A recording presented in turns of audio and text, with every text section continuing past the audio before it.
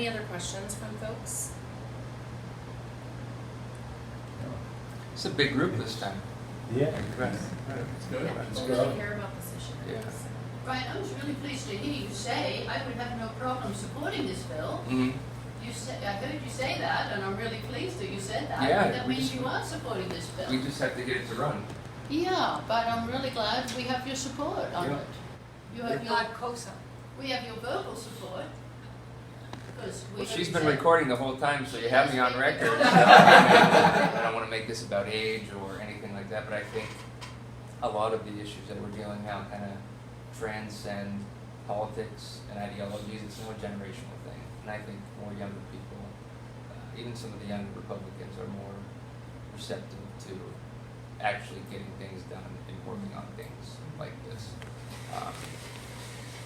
It's our future. It's everyone's Do you future. think the young Republicans would be more receptive? I think some of them would be more receptive, yes. But again, you have to look at the geography of the state. When we talk about the Southwest, that's where a lot of the younger Republicans are too. That's where all this development is with natural gas, shale development, coal, things like that. So I mean, it's got to be an education process for them. But I would look at where the map of the state and look at where some of the young members are in the Northeast, Southeast. That's where you're going to get your gains. If they're going to pick up any Republicans to get on this bill. And if they knew that they could get jobs in renewable energy, that could make a difference? I think if they were able to go back to their constituents and tell them, hey, you're not going to lose your job, and when we do phase this out, here's going to be a new career path for you. You can have a job in manufacturing, producing things for XYZ, or whatever the case may be. You can't expect for them not to be upset about the potential for their folks losing jobs, because we know how jobs important they are to regions. I think we're doing a good job, though, with the young people, because it is the young people that, from what... I said this is a generational thing. Younger people get this. Yeah. And I hate, and I'm not being disrespectful or trying to say it's like old people don't understand this, because clearly some folks do. But you're all educated. There's areas of Pennsylvania that are rural and they're poor and they're uneducated. They just don't understand. And it's an education process. They think when we come in and we go to their communities and we tell them how things should be, that we're elitists. And that's not the case. We're actually trying to educate them on really what's happening to our world and where we need to be in the future in order to remedy the situation. You can count on this group to be educational, too. We are in those small towns, Ryan. We're in those small. We're the boots on the ground people, saving Keep doing what hearts. you're doing. Like I said before, I've never seen this issue have as much momentum as I have this term. So. Yeah, and there are a lot of groups working on this issue, and I would just say that we have done outreach to local officials as well to build support from the ground up, and we have over 100 mayors across Pennsylvania signed on in support of solar energy.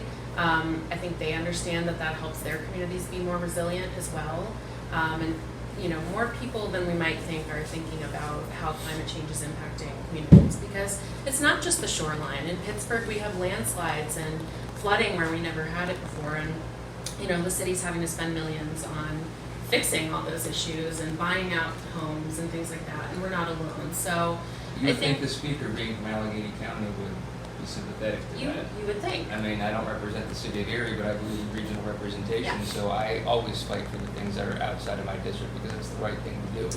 Yeah. It's good for Erie County, it's good for the region.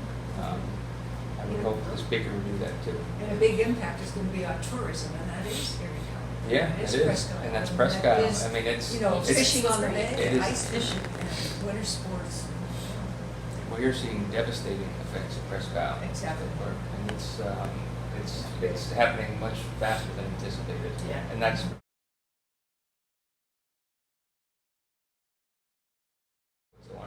Yeah. When we get home, I think we can work on Dan Laughlin. He came to the Gannon Earth Day celebration with his wife and visited people all through the place. So if anybody can go over to the other side on this bill issue. I think Dan would be one. And I think that, Dan and I obviously don't see eye to eye on a lot of things, but Dan is more pragmatic. I think he would be one of the Republicans over there that you might potentially be able to get. So I'm interested to hear how that meeting goes. Yeah. I, for one, feel we need Brad Rose support also as a you're never gonna get Republican in that. Western Pennsylvania. No, I know. You're not going to get that. No, I know, exactly, but that's one of the individuals that we need to get to support this in order for it to push.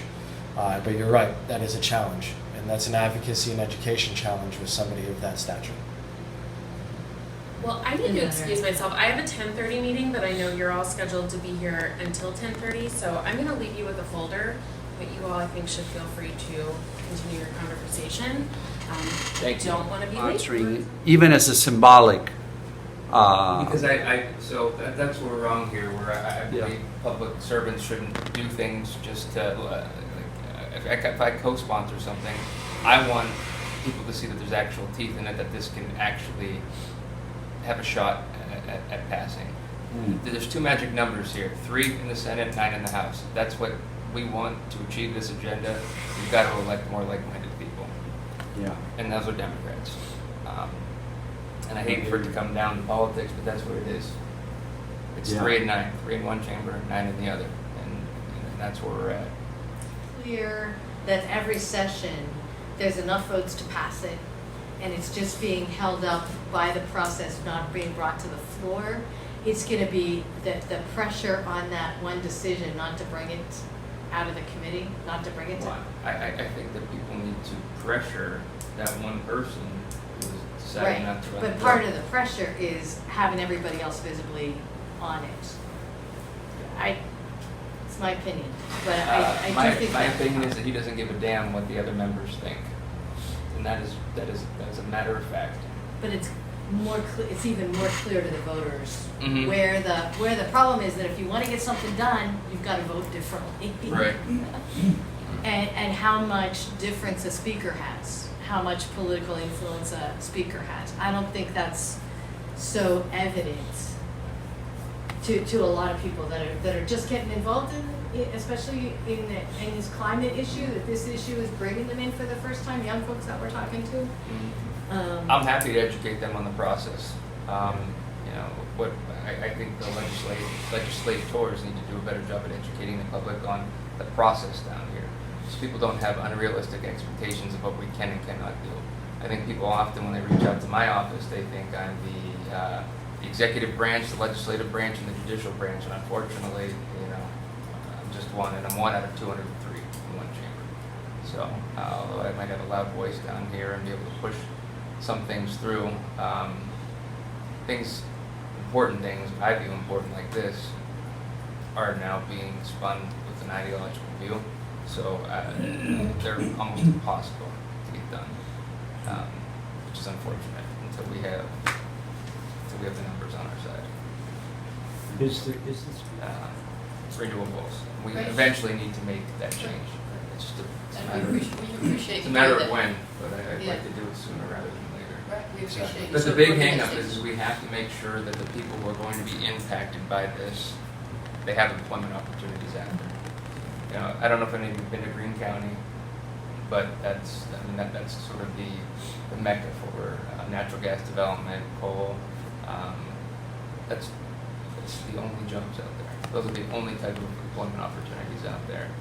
What are those people going to do in Representative Snyder's 50th district? They're going to lose their houses, not going to feed their families. It's those sort of things we have to think about. Yeah, that's the purpose of the transition committees that are mentioned in the bill, is to, before we move from one to the other, that there are, somebody who's working on the jobs issue and the economic issues for the folks that are involved in this. And I agree, but you have to think of the anxiety for some families. That there's a potential that they might not be able to grasp a new type of trade to find gainful employment or pick up on it as quick as they can operating a rig or whatever the case may be.